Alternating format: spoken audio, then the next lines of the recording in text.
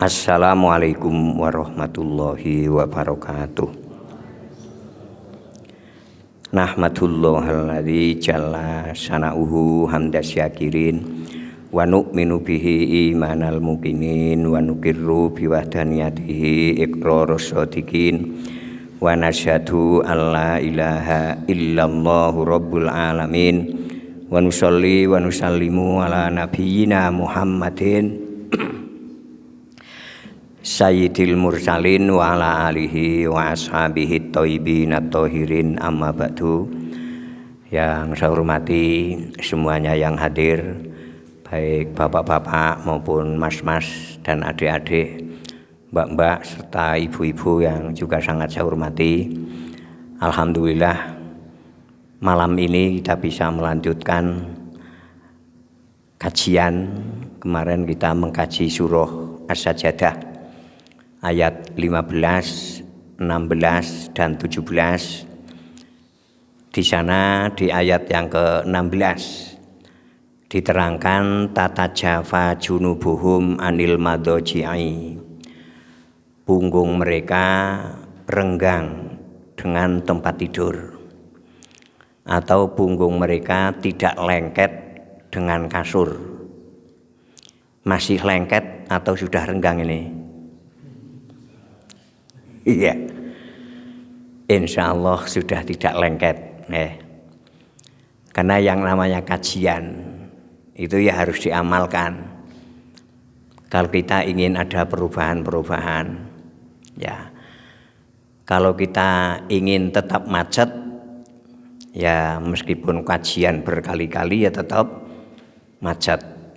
Ya, itu saya merasakan betul nih, karena saya sebagai dai. Ini saya harus merasakan arahan-arahan wahyu sehingga punggung mereka renggang dengan tempat tidur. Ini sebagai latihan untuk menuju maqamam mahmuda. Ya. Maqamam mahmuda ini adalah derajat yang terpuji. Makom ini nek wong Jawa ya kuburan. Ya. Rika ming diman ming makom. Nah, kan kekuburan. Tapi yang dimaksud makom di sini ini derajat. Derajat yang diarahkan Allah untuk Rasulnya.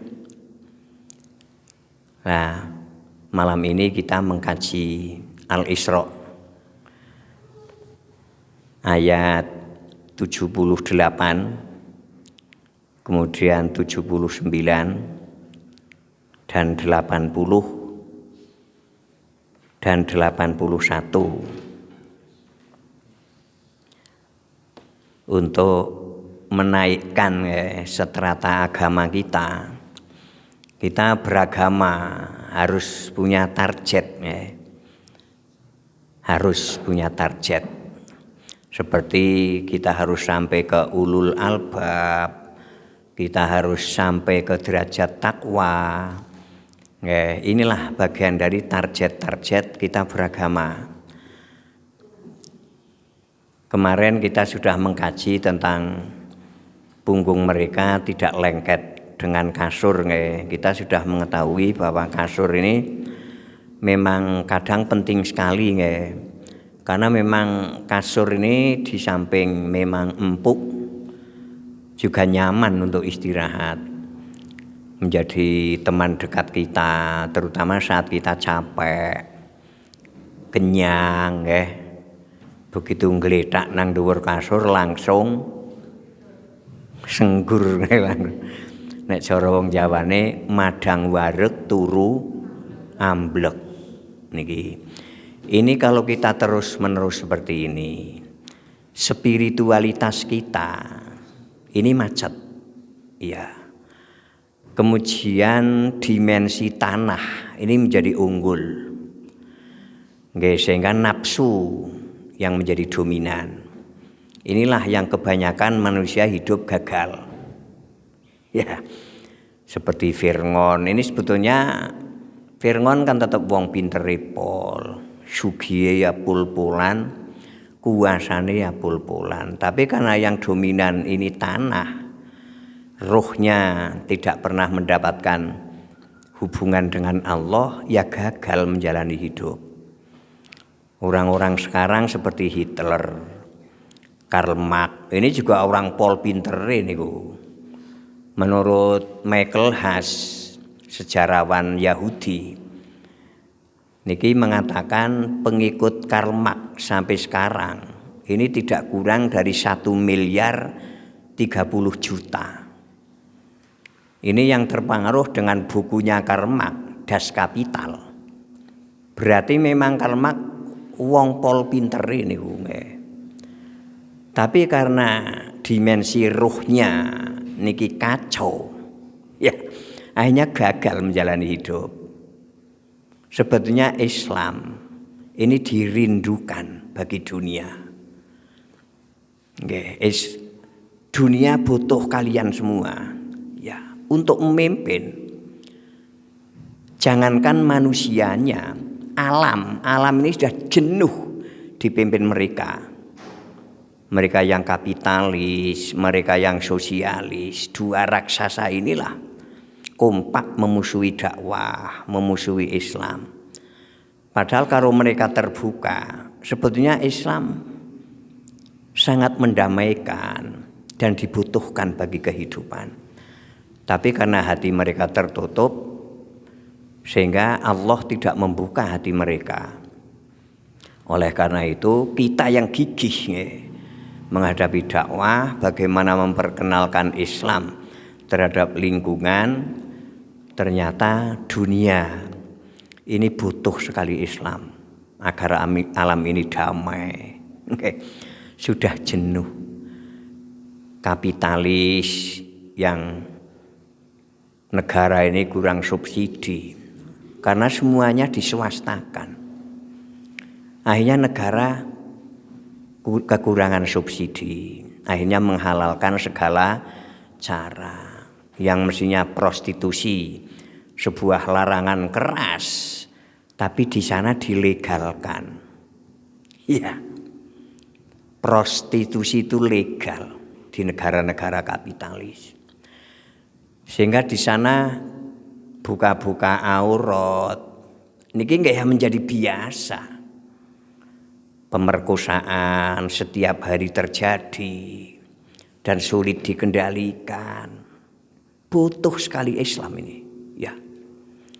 Judi yang di Al-Quran setara dengan narkoba itu juga dilegalkan.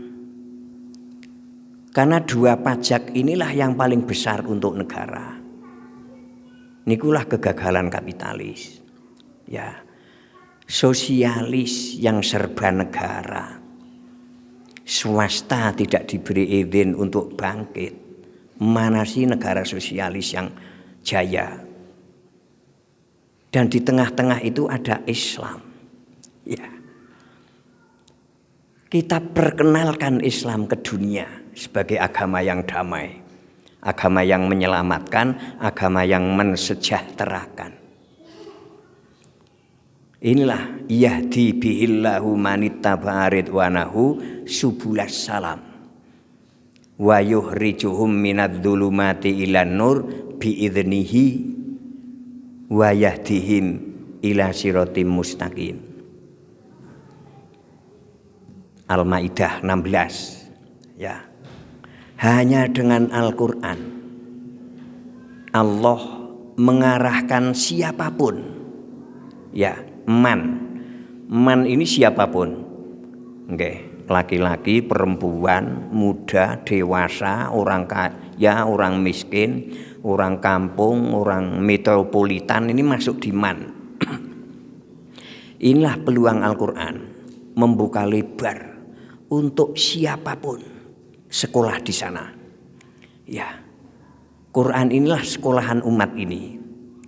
Dan kalau mereka ke sana, mereka akan mendapatkan pelajaran-pelajaran yang banyak.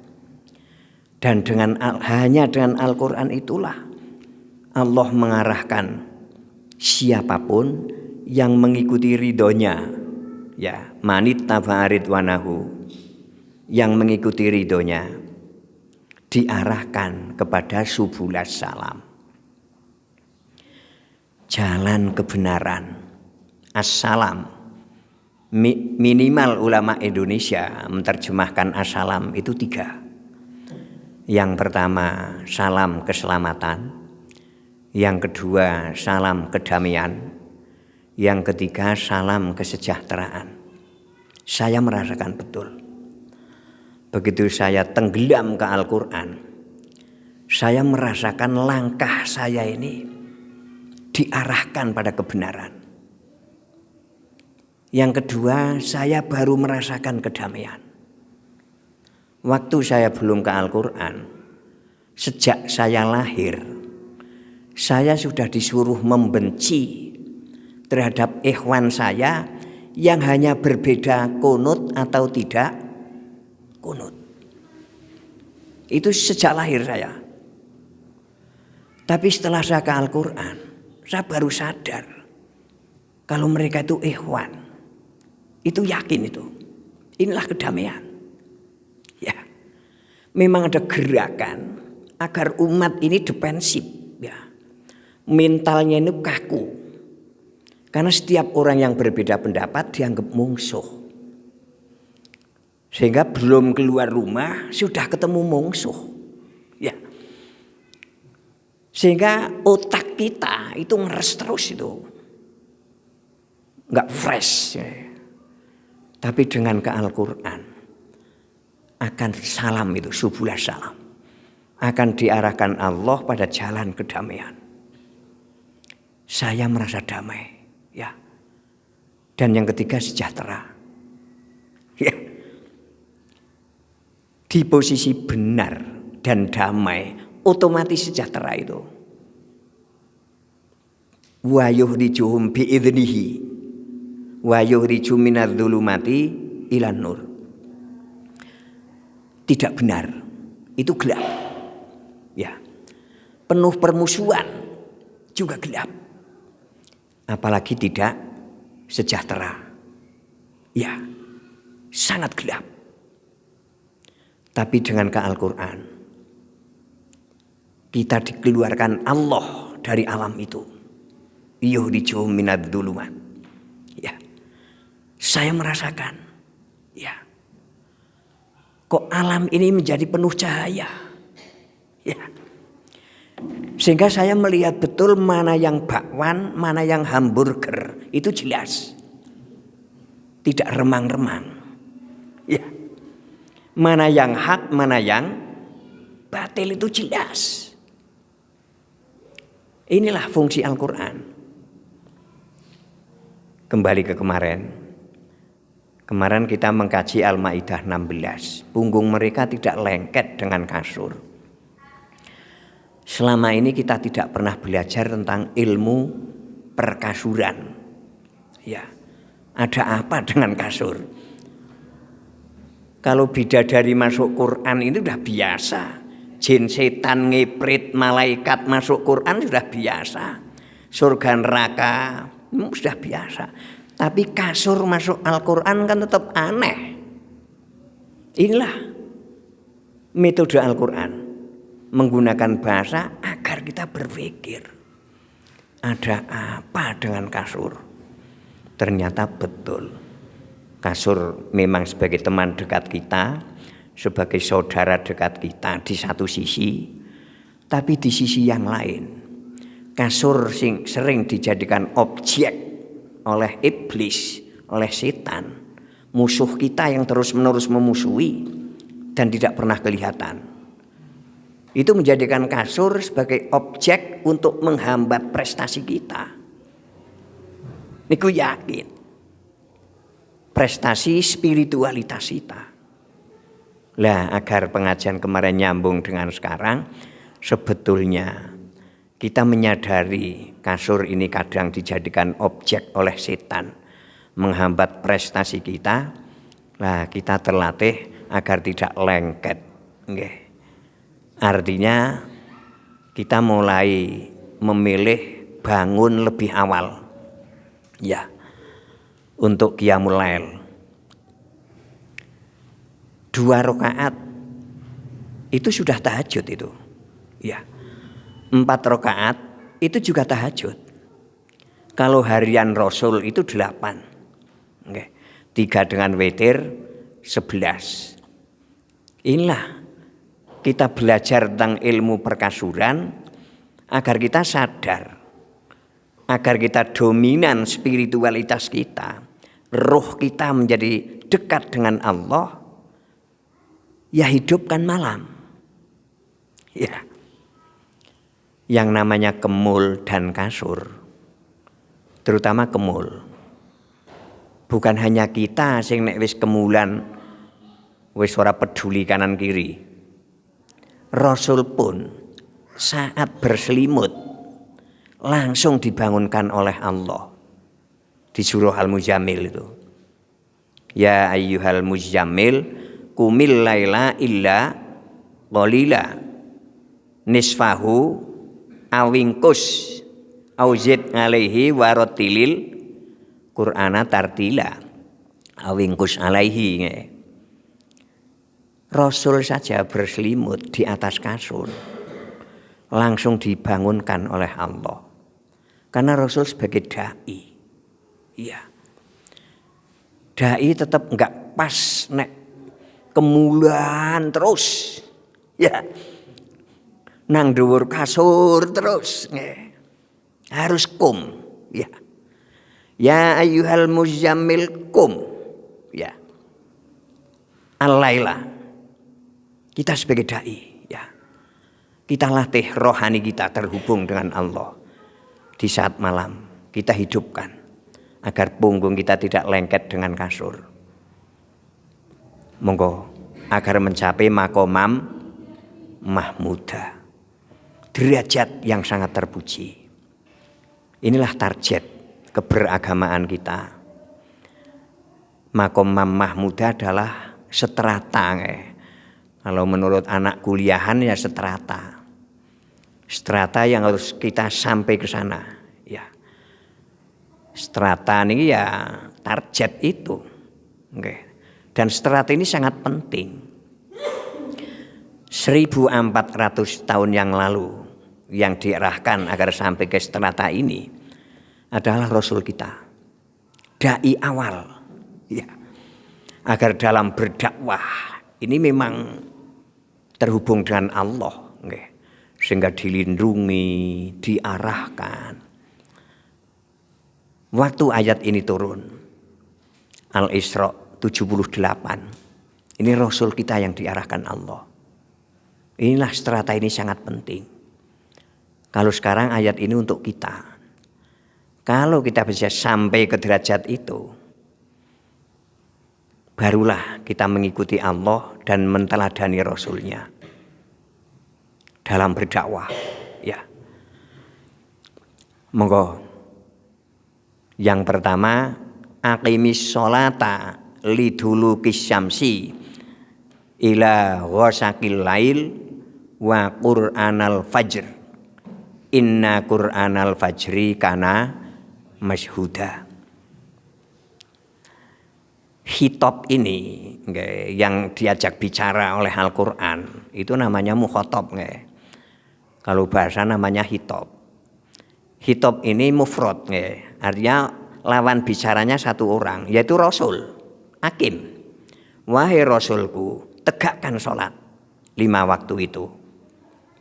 Liduluki syamsi, karena matahari sudah bergeser ke barat, ila ghasaqil lail, sampai malam gelap. Ini ahli tafsir sepakat ayat inilah untuk memberitahukan sholat 5 waktu. Liduluki syamsi, matahari mulai bergeser ke barat. Ini disepakati sholat zuhur dan sholat asar. Ila ghasaqil laili, sampai malam gelap. Ini maghrib, Isya dan subuh. Alhamdulillah, dengan pertolongan Allah, insya Allah 5 waktu kita sudah iqomah. Nggih. Aqim itu iqomah.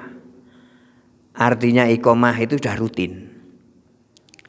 Duwe duit ya sholat, ora duwe duit ya sholat. Itu rutin. Tanggal nom ya sholat, tanggal tua ya sholat. Nggih. Waktu saya muda, saya pedukan pernah Kang Mas dengan saya. Kang, dene rika wis ora katon nang masjid. Semaure ngoten.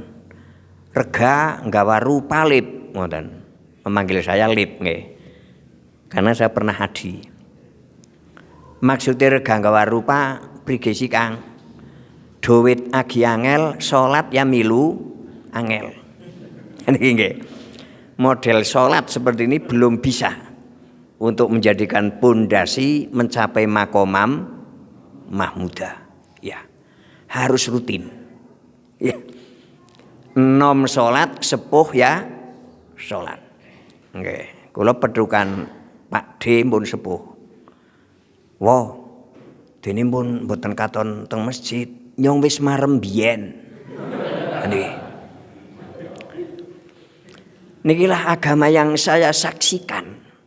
Dan yang saya lahir di sana, niki harus berubah niku. Nikilah saya merasakan betul bahwa ya sudah Islam Indonesia niki, tapi Islamnya Islam turahan landa. Kapan angel sedidik ya salate leren. Niki sepuh sedikit ya tidak Jumatan. Limuni wis marem biyen. Niki tidak iqomah nih, sehingga belum bisa untuk modal ke makomam mahmuda. Alhamdulillah berkat pertolongan Allah, insya Allah kita tidak mengenal situasi dan kondisi di rumah kita sholat, kita safar kita tetap sholat. Kan sering di rumah kelihatan tekun, begitu pergi dada nggih kan. Nggih. Ora salat niku banyak itu. Alhamdulillah ya. Inilah yang pertama. Karena kita sudah sampai ke yang iqomah ini, maka kita lanjut yang kedua. Wa Qur'anal fajri. Inna Qur'anal fajri kana masyhuda. Wa Qur'ana ngene teng gramatika. Mengapa lafal wa Qur'ana kok ora diwaca wa Qur'anu atau wa Qur'ani nggih, tapi wa Qur'ana. Karena ada kalimat yang disembunyikan. Nggih. Dan pelajarilah Al-Qur'an di waktu pagi. Nah ini untuk sampai makomam mahmuda kita harus belajar Al-Qur'an. Bukan hanya membaca. Waktu saya muda, wa Qur'anal fajri diterjemahkan deres Qur'an nang waktu isuk subuh nggih. Diwongin deres terus. Tapi enggak sampai tujuan. Enggak sampai makomam mahmuda. Karena hanya mantra. Nggih. Memang harus dipelajari itu. Sehingga saya membuka kuliah subuh di Masjid Lamprang itu. Pertama kali yang buka kuliah subuh saya. Sudah lama dan alhamdulillah saya tidak diusir. Ya. Karena banyak orang-orang yang ngaji Quran diusir itu banyak sekali. Oke. Sampai sekarang itu, sampai sekarang. Dan saya seperti ini ngajinya. Artinya memang saya harus merubah lingkungan saya. Dan yang tidak mau berubah juga banyak. Yang mau berubah juga ada. Alhamdulillah, nggih. Inilah dakwah. Nggih, kita harus merubah keadaan, bukan memapankan. Ya. Nah, agar kita berubah, kita hidupkan malam. Nanti kita akan terhubung dengan Allah. Ya. Kita hidupkan malam, kita sudah punya modal 5 waktu ini iqomah. Yang kedua, kita pelajari Al-Qur'an. Minimal umat Islam ini punya Quran terjemahan. Minimal ini, nggih. Walaupun terjemahan itu belum menjamin benar. Nggih. Saya paham karena saya termasuk peneliti nek tengen wahyu nggih. Di terjemahan Quran Indonesia masih terjemahan metode lama. Artinya penerjemah dulu itu zaman pemerintah Belanda. Sehingga banyak kalimat-kalimat yang dikontrol oleh pemerintah Belanda. Sehingga kalau membahayakan Belanda itu dirubah itu. Oke. Seperti kalimat hablillah, tali Allah, wa'tasimu bihablillah. Ini kalau diterjemahkan, ini ada kurung buka kurung tutup agama. Padahal menurut hadis riwayat Imam Tirmidzi itu Quran. Ya. Berpegang teguhlah pada tali Allah, itu Al-Qur'an. Tapi kalau umat atau bangsa Indonesia berpegang teguh pada Al-Quran, penjajah tahu umat Islam masih cerdas dan akan mengusir saya sebagai penjajah. Mila njuk betah 350 tahun itu karena saking apikane wong Islam Indonesia. Nggih. Karena jauh dari Al-Quran. Tapi walaupun banyak kalimat-kalimat yang tidak dirubah, model oknum seperti itu, kalau nggak ada pemberontakan nggak rubah. Contohnya dana desa, kalau lurah-lurah tidak protes ke metropolitan, sampai sekarang tetap nggak ada dana desa. Luar nih, karena lurah se Indonesia ke metropolitan ke sana. Jebul memang ada itu dana desa. Ini begitu juga terjemahan Quran. Ya.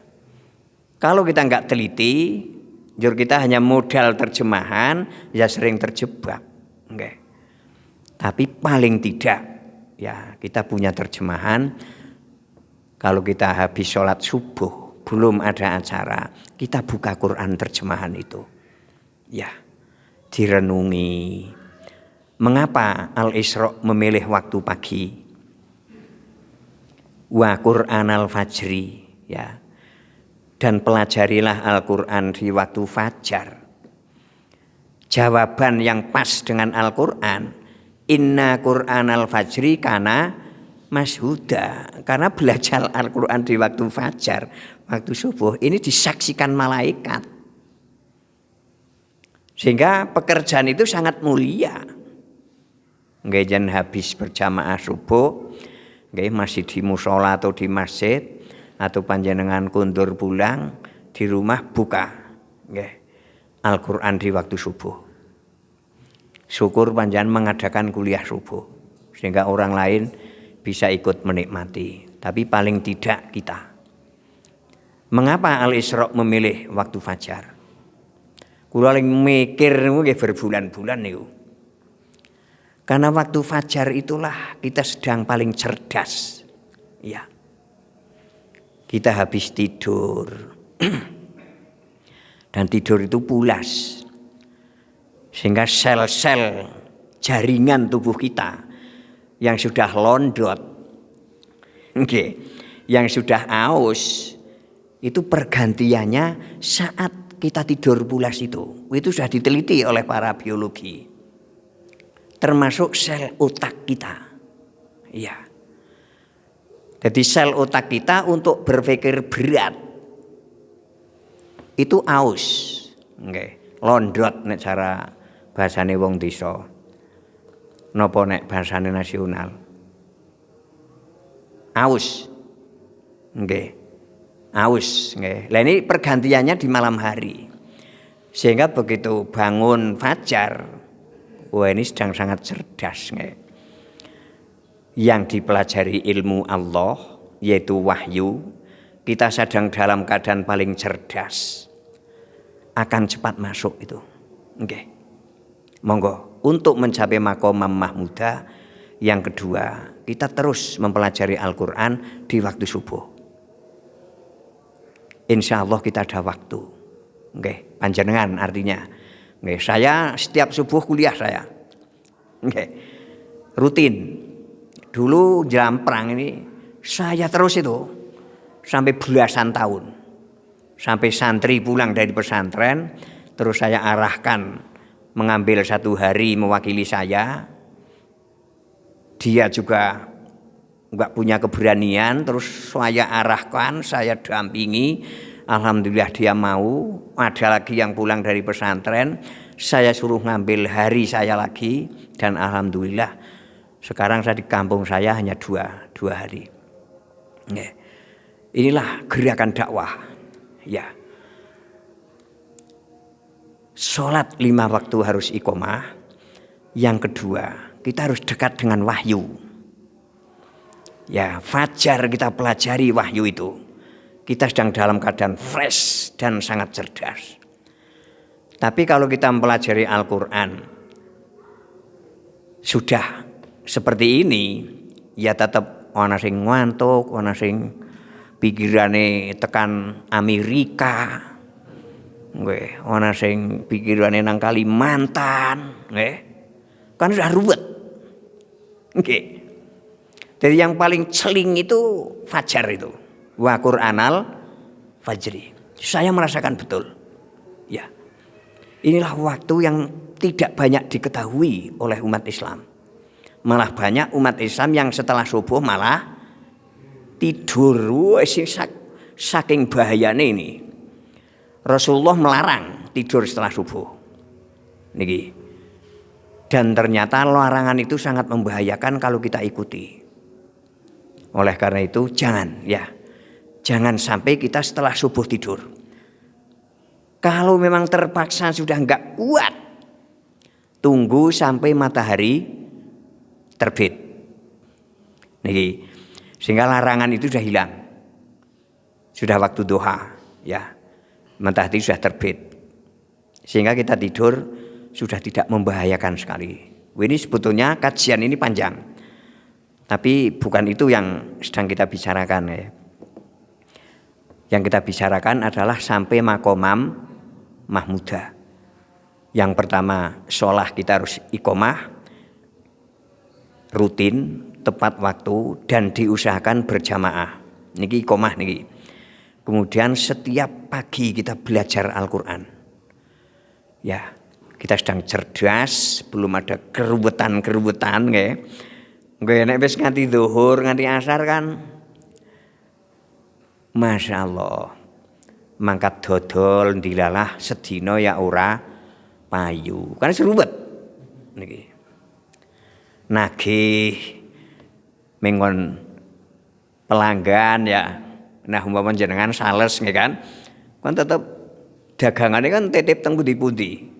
Nagih nganti keliling sekesuk ora ana sing ngenehi. Serubet niki. Nggih. Anak yang sedang belajar minta urunan. Ya, niki ruwet malih niki. Nggih. Lah nikilah hebatnya Al-Qur'an. Memilihkan waktu Qur'anal fajri. Nggih. Mempelajari Al-Qur'an di waktu fajar. Karena kita sedang fresh ya. Nggih. Sehingga konsentrasi kita ini akan full. Itulah rahmat Allah. Jadi rahmat Allah dekat sekali dengan konsentrasi positif. Nggih. Wa ansitu la'allakum turhamun. Wa ansitu kalau ulama dulu mengartikan diam. Kalau Quran sedang dibaca diamlah. Kalau sedang ada kajian diamlah. Tapi untuk sekarang makna diam mun boten pas. Karena wong meneng tapi jebul lagi SMS-an. Ya tetap orang krungu mulai ngaji nggih kan? Nggih. Berarti makna konsentrasi itu sekarang konsentrasi. Fokus itulah rahmat Allah. La'allakum turhamun. Dah ini yang kedua. Salat iqomah, belajar Al-Qur'an di waktu fajar, subuh, pagi. Kemudian yang ketiga, wa minal laili fatahajjat bihi. Kita bertahajud di waktu malam. Monggo, inilah yang hubungannya dengan tatajafa junubuhum anil madoji'i. Oke. Karena apa? Mengapa kita harus mengikuti jejak Rasul? Karena Rasul sukses dalam berdakwah. Apa rahasianya beliau sukses? Ya perjalanan beliau harus kita ikuti. Inilah bagian Maqamam Mahmudah. Ya, kita ke sana ya otomatis ya. Kalau kita mengikuti Rasul, ya besar kecilnya kita juga akan mengalami kesuksesan itu. Mengapa penting tahajud ini? Karena yang mengarahkan Allah. Dan mengapa harus menyatu dengan mempelajari Al-Quran di waktu pagi? Karena Al-Quran itulah yang menjadi pegangan kuat bagi Rasul kita dan kita. Fastamsik billadzi uhiya ilaika innaka ala siratim mustaqim. Berpegang teguhlah engkau wahai Rasulku terhadap apa yang aku wahyukan ke engkau, maka engkau berada pada jalan yang lurus. Kula nalika melewati ayat niki langsung berpikir lama niki. Rasul saja yang sudah sangat mulia itu, yang sudah sangat agung itu, harus tetap berpegang teguh pada Al-Quran agar tidak kehilangan arah dan tidak menyimpang dari jalan. Innaka ala siratim mustaqim. Apalagi Dhul Muthalib. Iya. Lah kok malah tidak berpegang teguh pada Al-Quran. Iya mesti menggok itu. Saya merasakan itu. Oke. Tapi dalam terjemahan billadzi uhiya ilaika ini diterjemahkan agama. Karena kalau diterjemahkan Al-Quran membahayakan penjajah. Niku yakin niku. Sebetulnya yang paling tepat uhiya itu diterjemahkan Al-Quran. Tapi diterjemahan panjenengan diterjemahkan agama.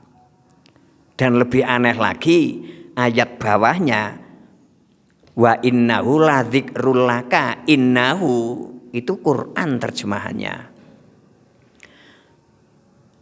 Yang benar itu Quran semua itu. Uhiya yang pertama juga Quran, yang kedua juga Quran. Mengapa Maqamam Mahmudah sangat penting? Dan agar mencapai ke sana tidak cukup sholat saja, juga tidak cukup tahajud saja, tapi harus mempelajari Al-Quran. Karena Al-Quranlah yang menjadi pegangan Rasul dan yang mengangkat Rasul dan kaumnya. Mengapa umat ini tidak terangkat? Karena jauh dari Al-Quran. Ya. Wa innahu ladzikrul laka wa liqaumika. Zikrun niku di Al-Quran minimal maknanya 3. Zikrun zikir, ya. Kita membaca Al-Quran itu sudah zikir. Kemudian zikrun peringatan. Ini yang lebih penting, ya. Kita akan melihat peringatan-peringatan Allah di Al-Quran. Berarti kita harus mempelajari. Zikrun yang ketiga, derajat yang tinggi. Niki teng surah Al-Insyirah nggih. Wa rafa'na laka dzikraka. Nggih, zikrun di sini artinya derajat. Nih, waktunya habis. Ya. Monggo 3 ini untuk mencapai Maqamam Mahmudah. Salat iqamah, Al-Qur'an dan tahajud. Ya. Saya sudah iqamah, sudah tahajud, tapi tidak ke Al-Qur'an, menyimpang. Ya. Al-Qur'an roh tanpa tahajud, tanpa sholat jadinya senuk hurgrunya. Ya. Gagal menjalani hidup. Paham Quran tapi enggak. Ini, jadi 3 ini enggak bisa dipisah. Dan insya Allah kita mampu. Mohonlah pertolongan ke Allah agar diberi kemampuan. La haula wala quwata illa billahil aliyil azim. Tidak ada tanya jawab. Oke. Kita tutup bersama dengan kafaratul majlis. A'udzubillahi minasyaitonirrajim. Bismillahirrahmanirrahim. Subhanakallahumma wa bihamdika asyhadu alla ilaha illa anta astaghfiruka wa atubu ilaik. Wassalamualaikum warahmatullahi wabarakatuh.